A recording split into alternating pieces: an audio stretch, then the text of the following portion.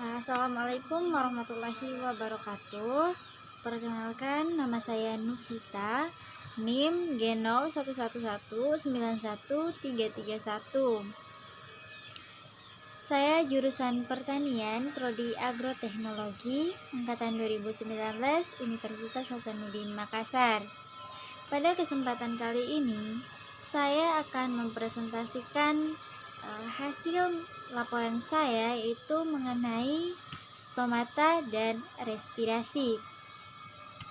Secara umum, stomata merupakan lubang atau celah yang terdapat pada epidermis organ tumbuhan yang berwarna hijau yang dibatasi oleh sel khusus yang disebut dengan sel penutup. Sel penutup dikelilingi oleh sel-sel yang bentuknya sama atau berbeda dengan sel-sel epidermis lainnya dan disebut sebagai sel tetangga. Epidermis itu sendiri merupakan sistem sel-sel yang bervariasi struktur dan fungsinya yang menutupi tubuh tumbuhan. Dan selanjutnya yaitu tipe stomata pada dikotil berdasarkan susunan sel epidermis. Yang pertama adalah anamositik atau Renunculeus, yaitu sel penutup dikelilingi oleh sejumlah sel tertentu yang tidak berbeda dengan epidermis yang lain. Terus yang kedua yaitu anisociti atau Cruiferous, yaitu setiap sel penutup dikelilingi oleh sel tetangga yang ukurannya tidak sama, terdapat pada Cruiferae Solanceae. Terus yang ketiga yaitu parasitik atau Rubiaceus, yaitu sel penjaga bergabung dengan suatu atau lebih dari sel tetangga. Sumbu membujurnya sejajar dengan sumbu sel dan terdapat pada Rubiaceae dan Magnoliaceae. Yang keempat yaitu diasistik, yaitu setiap sel penutup dikelilingi oleh dua sel tetangga dengan dinding yang membentuk sudut siku-siku. Terdapat sumbu membujur stomata pada Carapiaceae dan Acaritaceae. Terus yang kelima yaitu aktinositik, yaitu setiap sel penutup yang dikelilingi oleh sel tetangga yang menyebar dalam radius. Selanjutnya yaitu perbedaan antara stomata tanaman C3 dan C4 adalah bahwa tanaman C3 membentuk senyawa 3 karbon sebagai produk stabil pertama dari reaksi gelap, sedangkan tanaman C4 membentuk senyawa 4 karbon sebagai produk stabil pertama dari reaksi gelap. Selama reaksi cahaya fotosintesis terjadi fotolisis molekul air, dan ada pula faktor-faktor yang mempengaruhi kerapatan dan pembukaan stomata. Menurut Pertiwi 2012 menyatakan bahwa kerapatan stomata pada epidermis daun dipengaruhi oleh beberapa faktor. Salah satunya adalah faktor lingkungan yang terbukti dapat mempengaruhi kerapatan stomata pada daun adalah intensitas cahaya matahari. Selain mempengaruhi kerapatan stomata, juga mempengaruhi proses pembukaan dan menutupnya stomata. Adapun hasil dari laporan saya pada praktikum kedua, yaitu mengenai stomata dan respirasi, yaitu berdasarkan pengamatan penggunaan mikroskop dengan perbesaran 40 kali menunjukkan bahwa baik tanaman dikotil maupun monokotil di antaranya banyak mempunyai stomata di permukaan bawah daun. Kerapatan atau bukaan stomata dipengaruhi oleh dua faktor, yaitu faktor luar dan faktor dalam.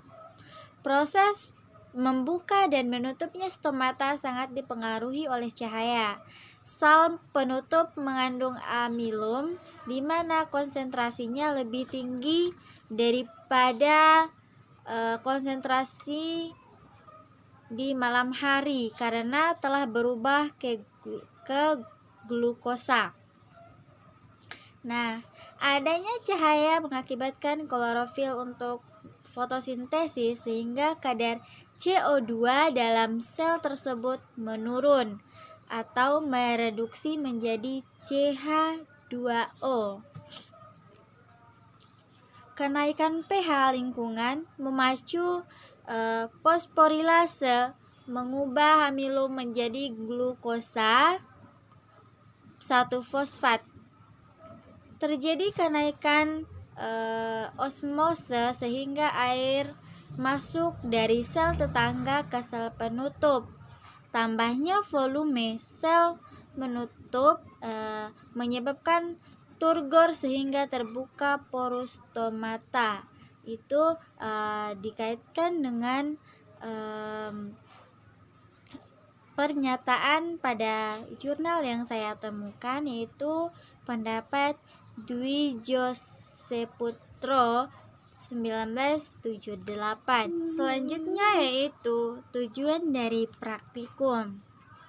Tujuan praktikum pada kali ini yaitu yang pertama, menemukan fakta mengenai letak stomata pada daun. Yang kedua adalah menemukan fakta adanya perbedaan stomata antara spesies tanaman C3 dan C4. Yang ketiga adalah mendeskripsikan stomata pada setiap spesies tanaman. Dan yang keempat adalah mendeskripsikan mekanisme membuka dan menutupnya stomata. Selanjutnya adalah hasil. Berdasarkan pengamatan menggunakan mikroskop dengan perbesaran 40 kali menunjukkan bahwa baik tanaman dikotil maupun tanaman monokotil, tumbuhan di daratan banyak mempunyai stomata di permukaan bawah daun. Selanjutnya yaitu ada juga tanaman yang menunjukkan bahwa stomata ada pada kedua permukaan daunnya. Contohnya adalah pada tanaman kubis. Nah, letak stomata pada daun dikotil umumnya besar, sedangkan pada monokotil terletak berderet-deret sejajar sesuai susunan epidermisnya. Selanjutnya yaitu kerapatan atau bukaan stomata dipengaruhi oleh dua faktor, yaitu yang pertama faktor luar dan faktor dalam. Proses membuka dan menutupnya stomata sangat dipengaruhi oleh cahaya.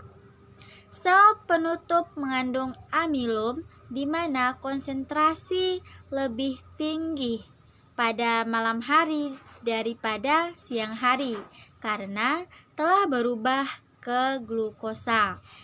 Adanya cahaya mengakibatkan klorofil untuk fotosintesis sehingga kadar CO2 dalam sel tersebut menurun atau mereduksi menjadi CH2O. Kenaikan pH lingkungan memacu fosforilase mengubah amilum menjadi glukosa 1-fosfat. Nah, terjadi kenaikan osmosis sehingga air masuk dari sel tetangga ke sel penutup. Bertambahnya volume menyebabkan turgor sehingga terbukalah porus stomata. Dwi Joseputro 1978. Dan selanjutnya yaitu metode praktikum pada kali ini yaitu yang pertama, teknis pengambilan preparat. Nah, adapun bagian-bagian yang harus dilakukan pada teknis yang pertama ini yaitu yang pertama, pengambilan sampel preparat dilakukan antara jam 8.00 sampai jam 10.00. Terus yang kedua yaitu siapkan alat yaitu gelas dan isolasi bening dan bahan utama atau kuteks bening. Yang ketiga yaitu pilih daun muda atau daun ketiga dari pucuk, daun tua atau dari daun pertengahan tajuk atau cabang, dan daun tua atau daun pada lapisan paling bawah tajuk dan paling bawah dari cabang. Terus yang keempat adalah bersihkan daun dengan menggunakan lap kasar dan lap halus. Yang kelima yaitu oleskan kuteks secara merata dengan menggunakan kuas kuteks pada permukaan bawah daun tersebut. Yang keenam yaitu kita tunggu sekitar 15 menit, kemudian tempelkan isolasi bening pada olesan kuteks yang sudah kita lakukan. Terus selanjutnya yaitu urut isolasi yang sudah kita tempelkan sehingga betul-betul kuteks menempel rapi pada permukaan isolasi. Yang selanjutnya, biarkan sekitar 15 menit sampai 30 menit tetap melekat di daun, kemudian cabut isolasi tersebut.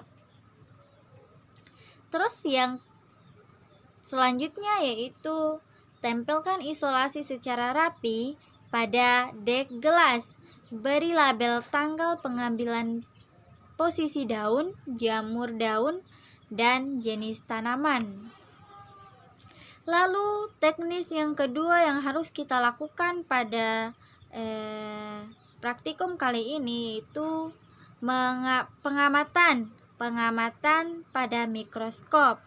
Nah, adapun bagian-bagian yang dilakukan dari pengamatan pada mikroskop ini yaitu yang pertama, bersihkan mikroskop menggunakan lap kasar dan lap halus.